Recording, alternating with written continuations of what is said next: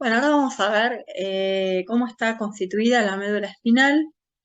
Es decir, ¿se acuerdan que inicialmente es un tubo neural que forma una capa neuroepitelial? Después esa capa neuroepitelial va soltando células inicialmente que van a ir a formar los neuroblastos, ¿sí? Que van a concluir formando las neuronas multipolares, neuroblastos multipolares o neuronas definitivas. Cuando se termina de producir estas células, se empiezan a producir las células de la oligodendroglia y los astrocitos, que serían los glioblastos. Y por último, cuando deja de formar glioblastos, se empieza a formar las células del tejido del ependimario, ¿sí? Las células del epéndimo. Entonces, vamos a ver acá cómo se va a empezar a constituir la médula a partir de toda esta formación de células, ¿sí? Esta producción de células. Entonces, acá tenemos varios conceptos que son capa neuroepitelial, capa del manto y capa marginal. También hablamos de placa basal, placa alar, placa del techo y placa del suelo. Vamos a ver qué es cada una de estas cosas. Ya sabemos que la capa neuroepitelial, inicialmente acá está representada, esto es un tubo que ya está produciendo sus células, ¿no? Y sabemos que la parte más interna era esa capa que estaba produciendo células, ¿no? Por eso le llamamos la capa neuroepitelial. Después, lo que va a pasar, ¿se acuerdan? Es que iban a empezar a migrar neuroblastos, ¿sí? Que son los futuros neuronas. Esos neuroblastos se van a ubicar en dos lugares, ¿sí? Que van a ser la placa basal, que es esta que está en rojo, y la placa alar, una a cada lado, que están en celeste. Esto lo van a encontrar, estos colores lo van a encontrar a lo largo de todo el Lachman, desde la médula hasta el telencéfalo, para ejemplificar lo que es el color rojo, lo que es lo motor, ¿sí? Lo que lleva, digamos, señal motora, y lo que está en celeste es lo que está trayendo información sensitiva, ¿sí? Siempre lo van a encontrar con esos colores. Entonces lo que vemos es que se está formando lo que se llama la capa del manto, que son estas células neuroepiteliales, neuroblastos, que están ocupando la placa alar, que sería la que está detrás, alar o dorsal. Acá, por ejemplo, este es un corte transversal de la médula, pero acá tenemos la parte dorsal y acá la parte ventral. O sea, como que si lo miramos desde la espalda, vemos primero las placas alares, ¿no?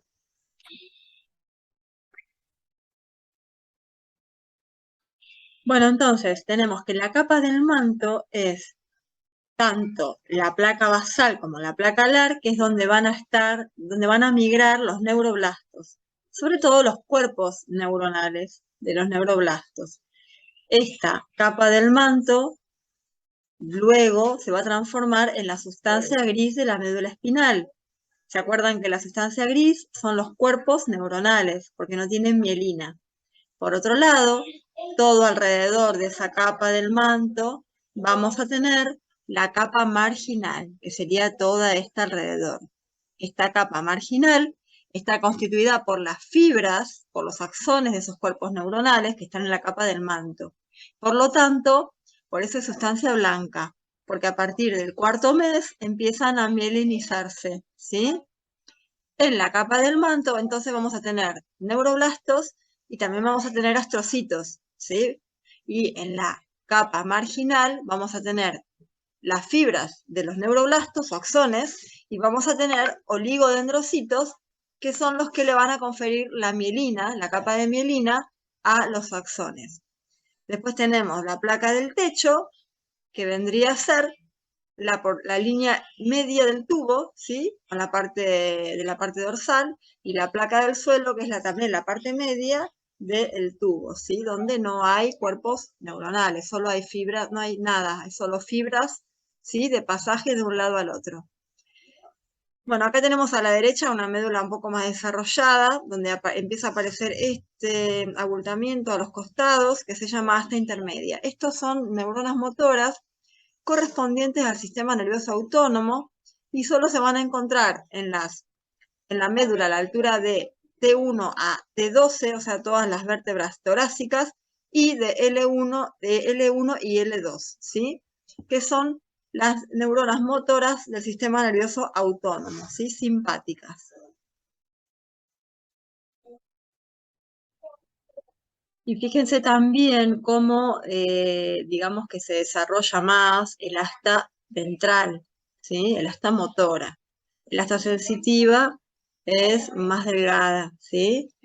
O sea que acá, en esta zona van a estar llegando los nervios sensitivos que van a entrar a la médula y acá en la parte ventral van a estar saliendo los nervios motores que van a salir de la médula, ¿sí? Son eferentes.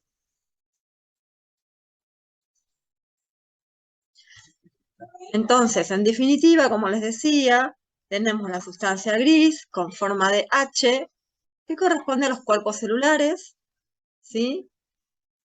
Contiene el asta posterior o sensitiva y la anterior, ¿sí? Y el asta intermedia, que solo, como les dije, está entre T1 a L2. Después tenemos la sustancia blanca, que es todo lo que está alrededor, formada por fibras nerviosas mielinizadas por oligodendrocitos. Y por último, el canal central. Vamos a hablar un poquito de los nervios raquídeos. ¿Se acuerdan cuando empezamos que les comentaba que el sistema nervioso se dividía en central y periférico? Que en central era la médula y el encéfalo, y todo lo que estaba por fuera de la médula y el encéfalo eran los nervios y los ganglios raquídeos. Es todo lo que está por fuera. Los ganglios raquídeos. Ahora les voy a explicar un poquito qué es esto, ¿sí?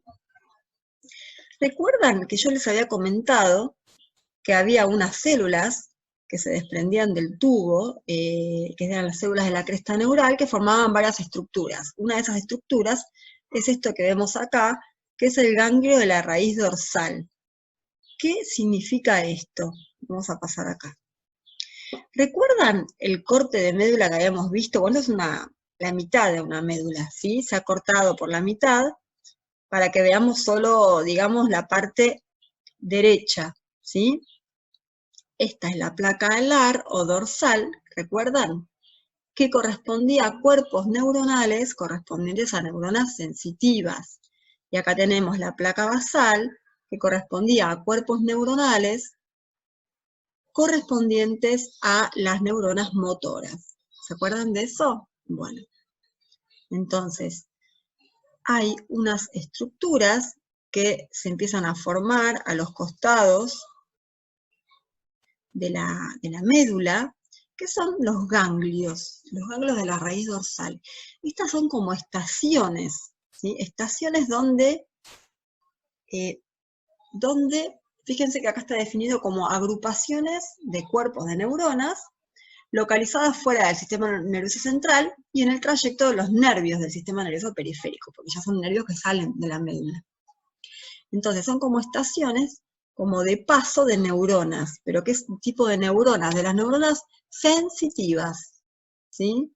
Fíjense cómo está acá, cuando está más desarrollado los nervios que se van a formar, está vinculado a la placa alar, y no está vinculado a la placa basal, ¿sí? Está vinculado a la placa alar.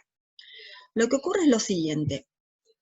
Cuando migran las células de la cresta neural, se empiezan a también producir neuroblastos en el ganglio, en los ganglios. Estos neuroblastos van a emitir prolongaciones. Son neuronas parecidas a estas que vimos anteriormente, que es la pseudo-unipolar, es una neurona que tiene dos ramas, ¿sí? Entonces, esos neuroblastos que forman esas neuronas sensitivas van a emitir dos prolongaciones. Una prolongación va a entrar en la placa alar, ¿ven acá? Formando la raíz sensitiva dorsal, porque esto es un ramillete de axones que corresponden a las neuronas sensitivas. Por otro lado, va a haber una parte de estas neuronas, de estas pseudo-unipolares, la otra extremidad, se va a dirigir hacia la periferia para encontrarse con el ramillete de axones o fibras que salen de la placa basal o motora. Por lo tanto, cuando se encuentran la raíz sensitiva con la raíz motora, se forma el tronco del nervio raquídeo. Este es el nervio que está saliendo por los agujeros de conjunción de las vértebras. Una vez que, fíjense, acá tenemos un corte transversal de región abdominal, porque vemos acá intestino, acá tenemos la aorta, esta es la cavidad abdominal. Tenemos el corte de médula, ¿sí? con la vértebra. Entonces vemos que están por detrás, recuerden, placa alar es dorsal. Por detrás tenemos entonces el asta dorsal y la raíz dorsal sensitiva con su ganglio. Recuerden que el ganglio de la raíz dorsal está asociado a las neuronas sensitivas y se origina de las células de la cresta. Tenemos también, por otro lado, el asta ventral o motora con su raíz ventral, y cuando se encuentran la raíz motora con la raíz sensitiva, se forma el nervio raquídeo, que lo podemos ver acá en este pedacito. Ahora, el nervio raquídeo va a emitir una rama, dos prolongaciones.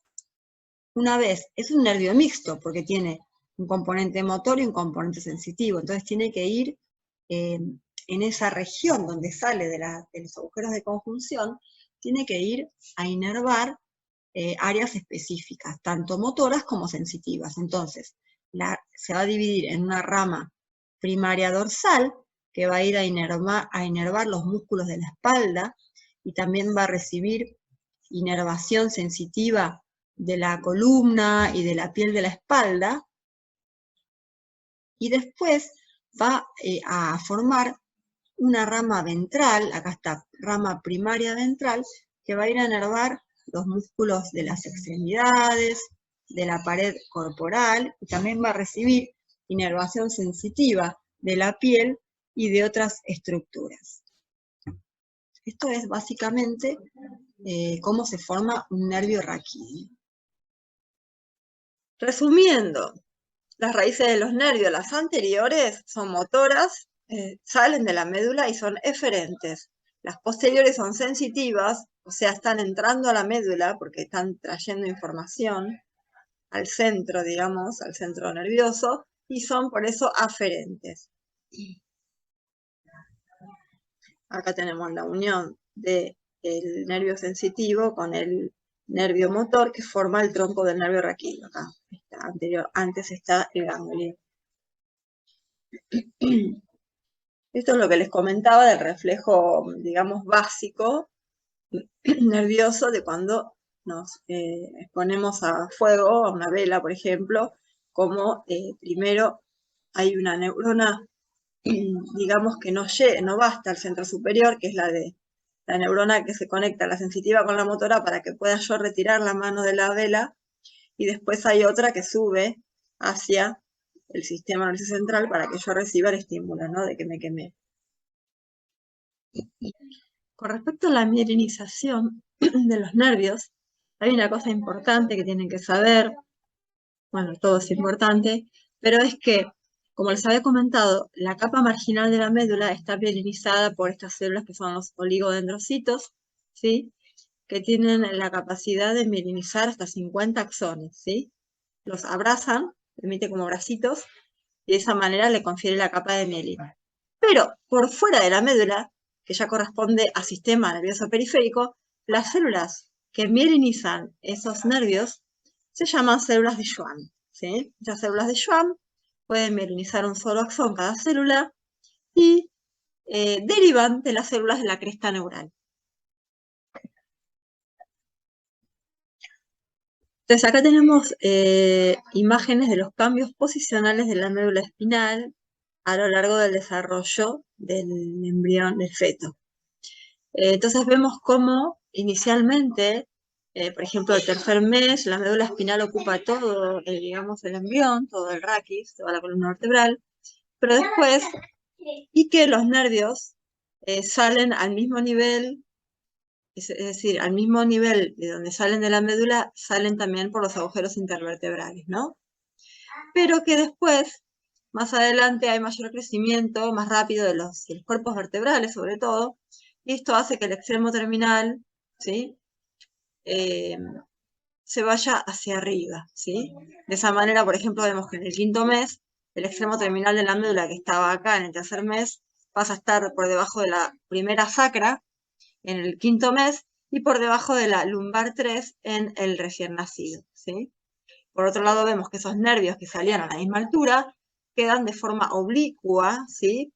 Y por debajo del extremo terminal, hasta que llegan a salir por los agujeros intervertebrales, queda un ramillete de nervios entre el extremo terminal de la médula y ese agujero por donde salen, que se llama la cola de caballo, que está constituida por las raíces, digamos, de los nervios raquídeos, ¿sí? Las raíces ventral y dorsal de los nervios raquídeos. Esto es importante para saber que, por ejemplo, en el recién nacido, la punción lumbar tiene que realizarse por debajo del extremo terminal de la médula para no dañar a la misma médula, ¿sí? La punción lumbar es una incisión realizada con una aguja sobre el espacio subaracnoideo para habitualmente extraer líquido cefalorraquídeo, ya sea para digamos, bajar la presión cuando hay una hidrocefalia o para analizar el líquido en caso de sospecha de alguna, por ejemplo, infección como la meningitis. Entonces, el reparo anatómico es entre la cuarta y la quinta lumbar, donde se hace la punción lumbar para asegurarse que no se va a producir un daño sobre la médula espinal.